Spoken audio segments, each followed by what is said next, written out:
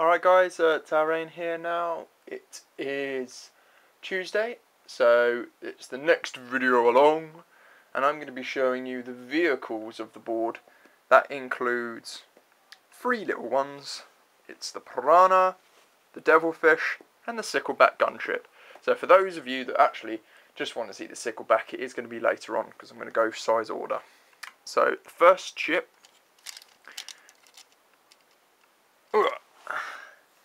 is this Piranha. Sorry, the lights are pretty bad at the moment. It's just how it is. Now, like I said at the very beginning, originally this Piranha was going to be part of a squadron on the board, but they took up far too much room. And in all fairness, the Piranha model isn't one of my favourite models. As you can see, it shows the weathering details that I've been doing on all the models. You'll see it on the infantry tomorrow. Like I said, this is just one of the simpler vehicles. Although it has been converted, these wings should actually be facing the other way. And I've just reversed them to give it a more prominent look. And you'll see on the other vehicles I've done similar things. I'll flip her over, you'll see. She's painted pretty simply. She's not one of the most important things. One of the other things you'll notice as well, that the drones have been fixed. They don't come off, because I'm not a great believer in releasing drones off your vehicles, because I actually hate drones. They do my head in, and they take up far too much room in the case. So if I go in for details, you can see, hang on, all the consoles have been painted on the inside, and then the fire warriors have been given the symbol of the squadron, such as the painted on there. You'll see here, the paint, the way I weathered it was using the sponge and dab technique. That's how it looks, like that. The engine intakes have been given a green hue, and then we've got more sensor arrays there. But you guys aren't really bothered about this, are you? Let's be honest. Let's get on to the more interesting ones. So next up we have the Devilfish. Now this Devilfish is originally supposed to be just for the Pathfinders, but it can just be a normal Devilfish as well. If I put it up against the white, it means that you'll get better light. The actual whole thing has been pretty heavily converted. The engines, which should be on here where these extra wings are, have been moved right front to the forward, and the drone holders have been completely removed, as I don't actually want drones on there. I've given it the smart missile systems, as you can see there. I've just put them on the hull. This has kind of been influenced as well, talking about inspiration again, as I did yesterday, by the film Battleship and the actual things in Battleship. So that's kind of where the idea for the missile launchers came from. The doors have been sealed shut, because this originally was a model given to me. It was in pretty bad condition when I got it. Once again, going into some details. It's all been sponge dabbed. This has had transfers. You have a lot of the things. If you've got any questions about the vehicles, guys, then don't be afraid to ask. I replaced the hatch with a drone controller, because the actual hatch thing I had to cut out. The wings were made from milliput and the top of a pen lid. So this round piece is a pen lid. It's just been cut in half, and some 2mm plastic card for the underside. I put in these vents in the wings, but I'm not quite sure about them, but I'm just going to leave them as they are.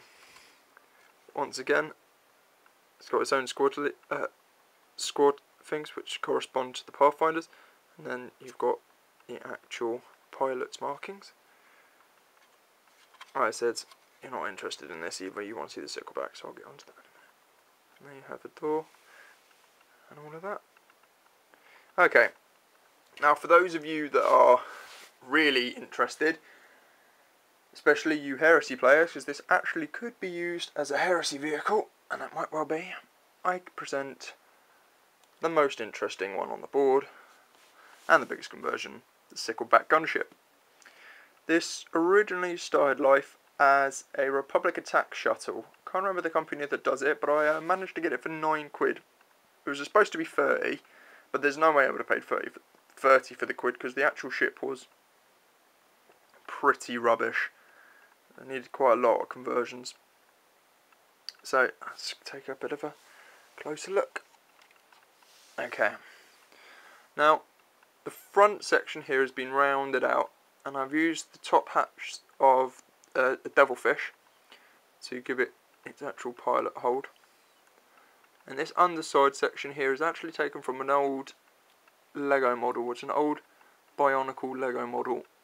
It's got a smart missile system fitted inside, along with this sensor thing which does move, but I've only got one hand, so. These side pods were actually part of the model. I didn't build those on. They originally held some really flimsy plastic lasers, but instead I fitted them with fusion guns.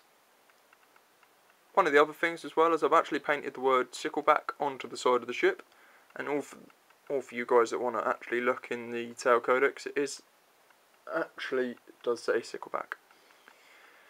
Moving on, most of the hull you see here is the actual model itself, although where it's been rounded out and these vents have been attached are from tail models.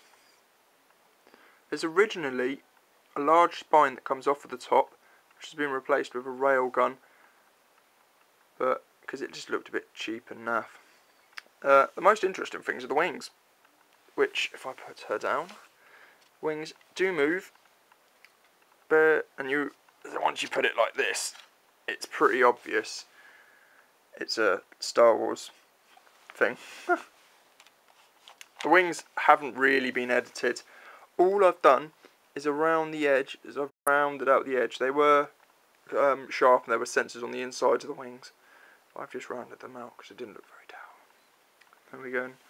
I fitted in this burst cannon using a flying base, a Devilfish door, and just a battlesuit burst cannon.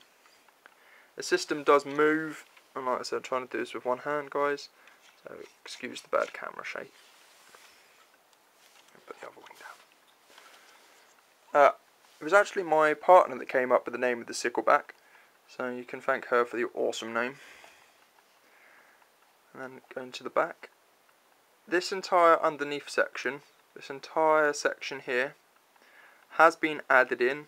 It originally didn't drop much further than, you see where the two rounder sections are on the wings, it didn't drop much further than that, so I had to completely build that from plasticard and some extra bits from a leftover Devilfish. Door there, and then of course two engine blocks from the Devilfish model as well. Let's see if I can get this open with one hand.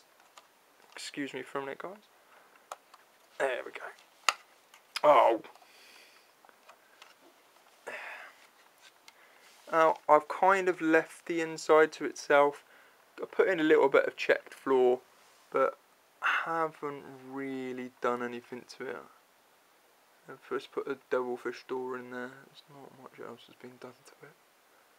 Like I said, this entire section here has been built from plasticard and just some spare bits. And then, if I open the hatch from the inside and flip her over, yep. This model was quite difficult to handle with one hand. She is quite a large model. I've got the under hatch here for quick deployment and some extra sensors in that for some other details.